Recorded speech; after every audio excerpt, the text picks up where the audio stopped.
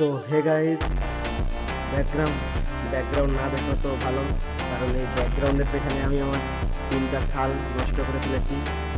কারণ আমি ভাবতাম যে একটা ভালো ব্যাকগ্রাউন্ড থাকলে ভিডিও করব, ভালো একটা ফোন কিংবা মাইক থাকলে ভিডিও করব।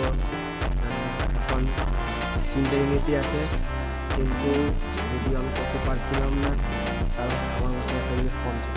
যেটা তোমাদের ভিডিওর মধ্যেও আছে, যেটা আমার কথা বলার কনফিডেন্স। তো আমি চালু করে দিয়েছি, তোমরাও চালু করে দাও। আজ কথা বলার কনফিডেন্স হচ্ছে না তো কি হয়েছে, একদিন না একদিন তোমাদেরও হবে, আমারও হবে।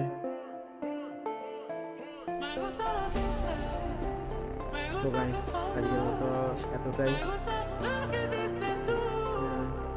রাখছি তাহলে।